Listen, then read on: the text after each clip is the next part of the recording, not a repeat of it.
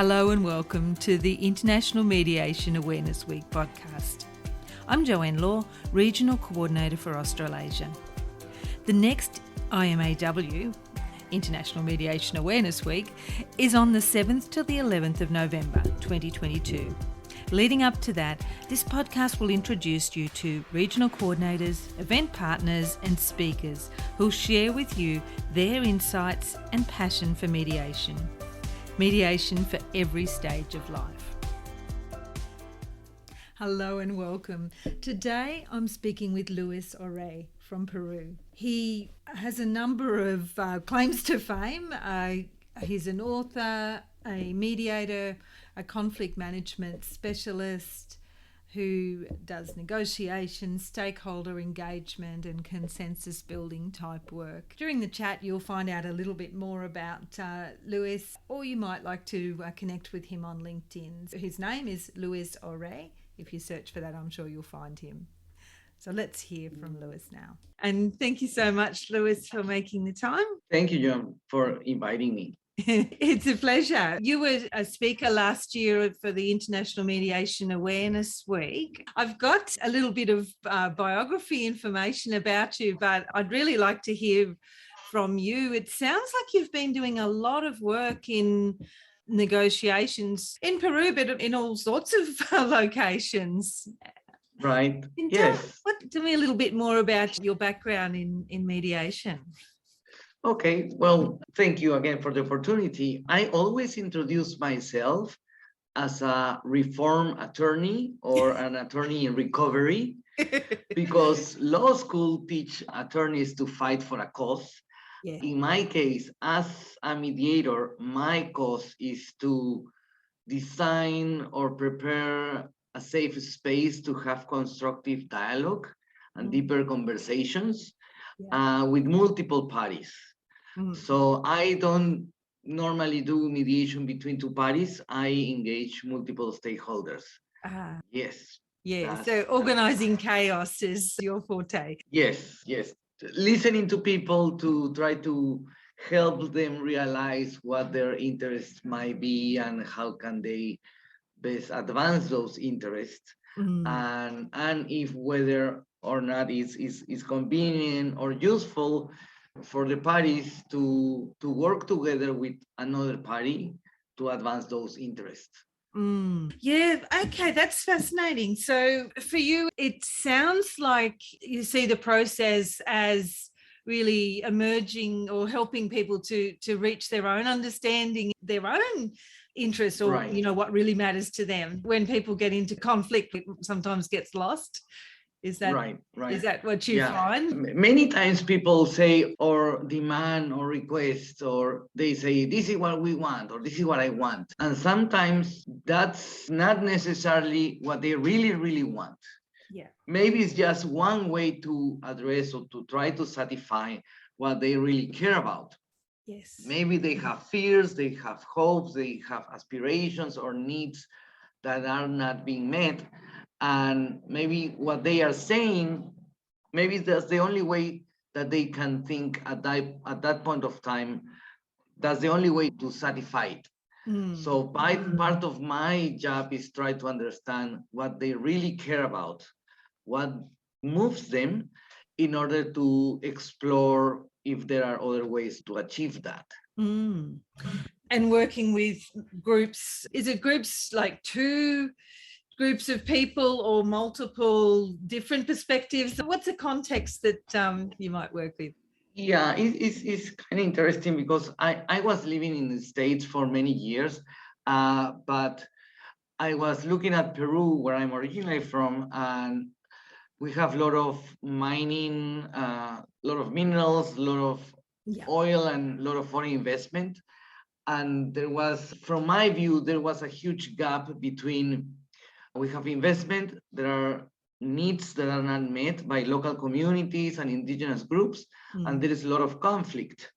And you had people coming to the TV saying, oh, the conflict should be addressed in this way, in that way, but in reality, nobody did much about that. Yeah. And I was like, maybe for me, it's time to go to Peru to do this work that's kind of compelling for me. Yeah. So I do work a lot of with natural resources like water or minerals, and companies and government and local communities or indigenous groups. And when we talk about local communities, you can have different groups within the local communities, right? Yeah, yeah. So that's it's not a part of the homogenous job. group of people, even within a Yes. Indigenous community. When you're talking about interests, I'd imagine having to go a little bit deeper, as you said, rather than the superficial, you know, these are the Right. royalties we want, or this is Correct. Yeah, their and I guess one of the secrets, because people ask me, so how do you do this, or how can we improve our relations? It's like at the end we are all humans, Yes. right? And we, I guess Facebook and all those social media have been successful because we have that need to connect with others. And the secret to do this kind of work, I think, is to be genuinely sincere, to learn about the other one, and it's kind of the capacity to connect with the other one as a human being. It's not just as an executive, as a public official, or a leader of a tribe. It's like we're humans at the end, right? So how can we connect that, and how we can create a safe or trusting environment in order to have these difficult, deep conversations? Fascinating and really necessary, I'd argue, because it's the differences that we perceive that keep us apart. And right. Certainly for the executives from the mining company, they've got obligations to their shareholders in their Right. targets or objectives in their role, but bringing them back to being human and seeing the other humans on the other side. I'd imagine when you achieve that, you can rebuild a different type of dialogue. Correct. Yeah. That's your goal. So that it must be challenging and satisfying work, I can imagine. Yes, indeed. It is. And it's more challenging when you run into either a public official from the government that it has a way of thinking, saying, no, we need to go straight with the troops and we need to free the roads, and let's try to talk first, right? So sometimes I guess dichotomy between short term results and long-term results. Sometimes if you want quick results, probably that quick result may resolve a matter immediately, but it will not last.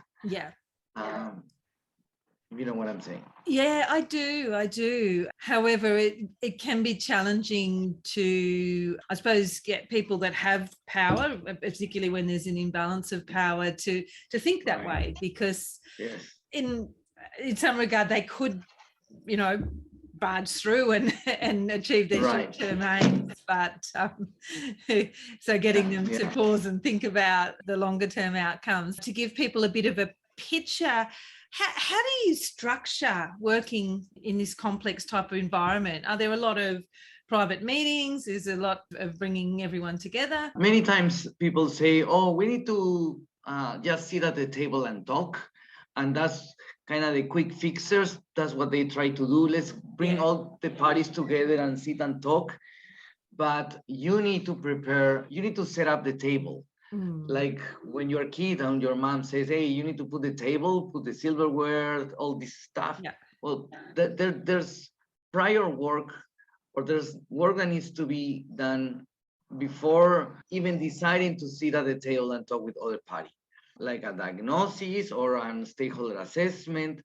And basically you need to talk with all the potential parties, all the potential stakeholders, people who may be affected by the decision that wants to be made, or people who have important information to be part of this process, or people who can block any decision, or even the people who needs to be in charge of implementing any agreements. So you need to identify all these stakeholders, and then you need to do like interviews, confidential interviews, in the sense of at the end of a round of interviews, you may prepare a report and you are going to share with everybody what you have found, but you will not be attributing the same of individuals to X or Y individual. So it's like you interview people and you have a sense of this is what's going on. These are the interests. these are the opportunities to set up a process with this kind of agenda, with this kind of timeline. And if everybody is saying we are willing to sit and talk about this stuff under these rules, sit and talk, right? That's beautiful. And as you're talking about that, I'm thinking about the model that we work within as dispute resolution practitioners. A compromise is something that nobody's satisfied but can be achieved relatively quickly, whereas a collaboration where everyone gets what they need or what's really, really important to them takes that time to first understand what's important and then look at ways, how can I get what I need while you get what you need. Right, yeah. And it's important to know that not everybody is going to be extremely super happy at the end, meaning not everybody is going to obtain the 100% of what they want, but for sure they need to be better of what they were before they start talking, right? Yeah. And there needs to be some recognition or acknowledgement that we can do better together than not working together. Yeah. And it's also important to know that maybe we don't know everything, and maybe the other party knows something that I don't know, and the other party doesn't know something that I know. So we need to build together credible and trusting information. So yeah, and that's something you alluded to right in the beginning, that people approach trying to resolve a dispute with an idea of what needs to happen, what's possible, but through that dialogue, their understanding of what's possible changes, perhaps because of other perspectives or other resources that someone can bring into the picture. But that can't, and unless there's a level of trust, that's just not, that information can't be shared or can't be accepted, I suppose. So, wow. With these big negotiations, how long would they normally take to see their way through? That's a really good question, because it could last from, I don't know, from a month till a year. I mean, in 2018, I was working in Ecuador, facilitating a dialogue between an indigenous community from deep in the jungle in the south of Ecuador with a Canadian mining company that wanted to do exploration. And they had a huge fight for even a little longer than 11 years. There was accusations of you stealing my land, you purchased it illegally. But at the end, after understanding each other and setting up a good process and realizing they may have common interest or share interest, after a year, they reach an agreement to do joint exploration to discover what's the potential minerals under the surface of their territories. Yeah. So, but it took a year. Well, but in the context of how long the dispute had been going. Yes. And I know here in Australia, for Indigenous people, there have been some very significant issues with mines and sacred sites. I suppose that's a similar sort of thing. So there's certain areas that hold greater significance for Indigenous people that need to be preserved, and other areas where it may be okay, but a foreign miner wouldn't, or anyone foreign to that land wouldn't necessarily know. Yeah. And that's very similar. Yeah. I think there's an energy connection between all the indigenous groups from North America, South America, Australia, Canada. I mean, there's some common stuff, right? Yeah. Oh, absolutely, because they value things that aren't necessarily valued or even seen. Think about it. Or thought about by Western or whatever term you want to use for the organisations running the mining. So the partnering, I suppose, creates an environment for that ongoing dialogue to hopefully pick up issues before they escalate. Yeah, well, the secret is you need to have building relationships early whenever a company wants to do some sort of investment. You need to come to the ground and start meeting people and try to know each other as humans, and then explain what you want to do and how you want to do it, and address any concern that they may have. And then when the fears are gone away, or they realize how they can work through those fears, then you can talk about value and benefits and all that other stuff, right? That's great advice, and not just in that context, in any context. Sometimes neighbours end up in dispute about they want to build something or whatever, and it becomes a big argument and complaints to the local government and all of that sort of thing. Letting people know, talking about what they want to do and making modifications if necessary can create a smoother process. Right. Yes, indeed.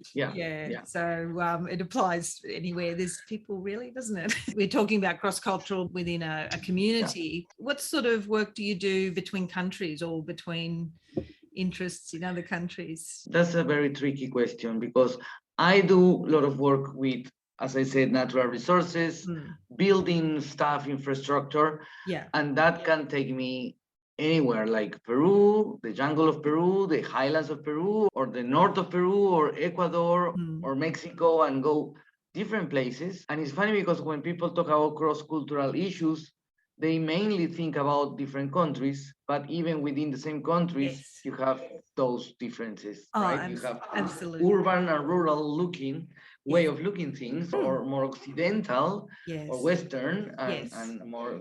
So really you're looking at, I suppose, different worldviews and ways of living. Yeah, and I think the secret is to, one of the ways to do it is to help both parties realize that they have different worldviews, because it's like the fish in the fish tank. The fish doesn't know that it's inside the fish tank, so you don't know that you have a different worldview. You have your own view, but till you start thinking for a second and say, hey, maybe there's another way to look at this. Yeah, absolutely. And that's a really significant thought for anyone that's approaching mediation, because unless you really think about it, if you've got a worldview and what's right and what's appropriate and all of that, if someone else is doing things differently, the only thing you can assume is that they're deliberately doing it, they're being bad, they're, so you're filtering through. So once you are able to understand they're not actually doing anything to you, Yeah. That's what I call you in my trainings, because I do a lot of training as well. Yes. That we listen with toxic thoughts. Meaning that we have that, I guess, in our brain, very stuck, that either or thinking, and we are right and the others are wrong. Or we play blame games and we attribute blame to everybody, and we don't realize that how we contribute to the existence of the problems. And then we have that thing of we assume that people had bad intentions to cause us feel in one way or another way, right? So we don't separate the intentions from the impact that has on us. And that's great. I think your training sounds like you really help people to help mediators to get deep into the human nature and psychology, and it's really important for us in our role, I think, to have mental models that help us to understand. Right in the beginning, you talked about being an attorney and redeeming yourself. Right.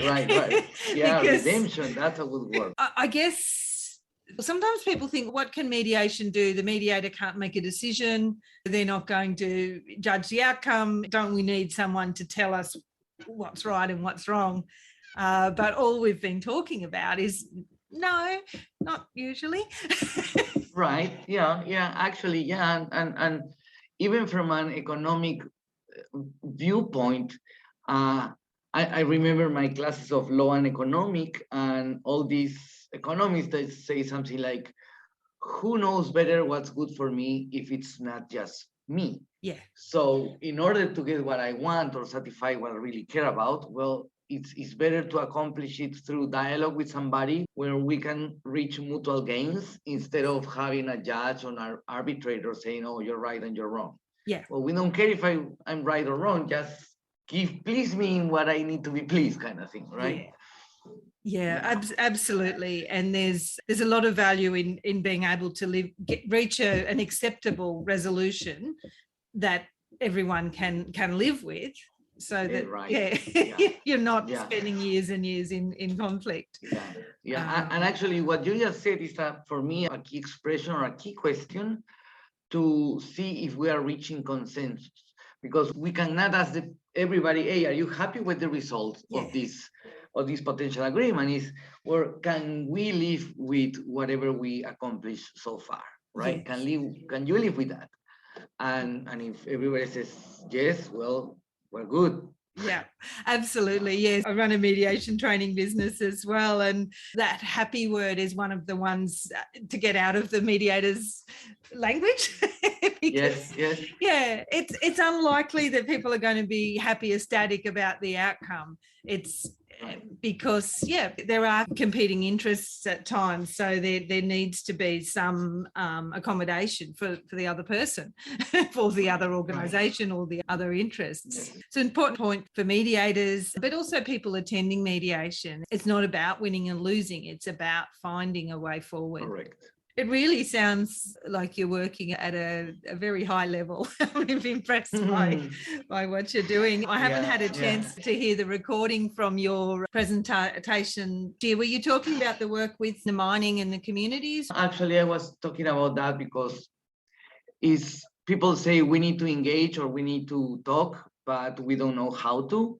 So my presentation was about how we can better engage.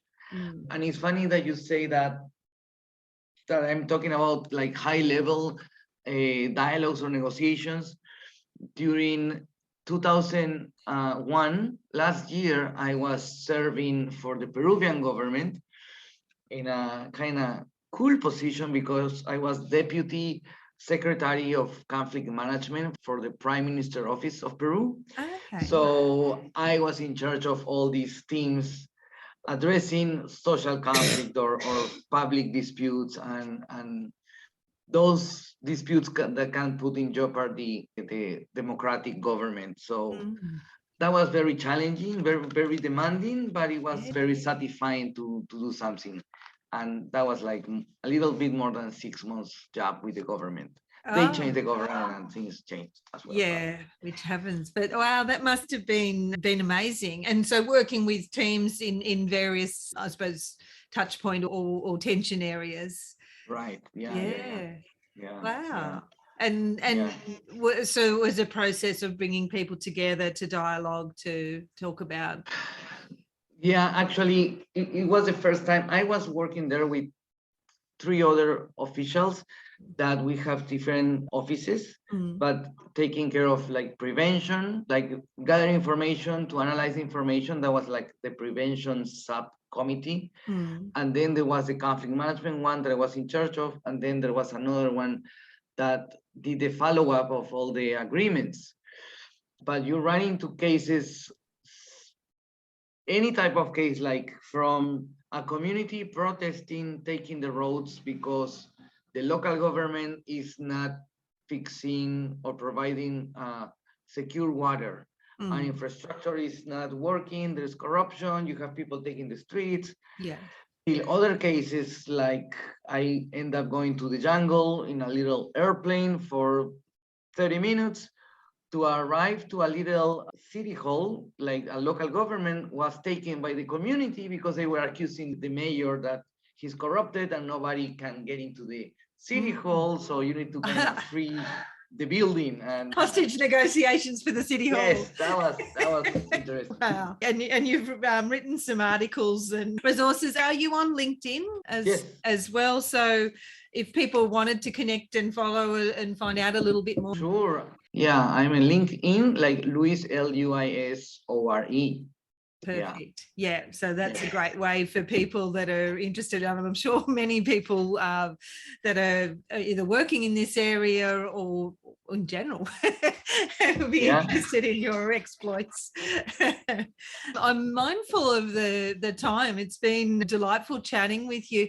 Just before we go, what's the mediation, I suppose, scene like in Peru? What's it like if someone wants mediation? That's a good question, because in Peru, I mean, for the type of mediation that I'm talking, we have very few people and it's kind of word of mouth or things that we write and we publish. Yeah. We had few years ago, the Congress issued a law about conciliation, and many attorneys tried to become conciliators, but they didn't take off the hat of an attorney. Yes. So this conciliation process, it was very fixed and didn't do what it's all supposed to be done. Yeah. I mean, it didn't provide a really alternative dispute resolution space. Yeah. It was more like a check in the legal process. Yes. So what is needed is to build more capacity among people, or even people who wants to do real mediation, as we may call it, right? Yes. Yeah.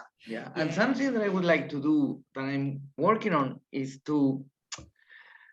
I would like to build negotiation and dialogue skills for local communities and indigenous leaders, because I believe that if they knew, or if they were convinced, if they really believe they can achieve something through dialogue, it will be less likely that they resort to violent protests and taking roads and oil pumps and, Yes. So I think we need to build more capacity. Yes. Kind of grassroots level thing.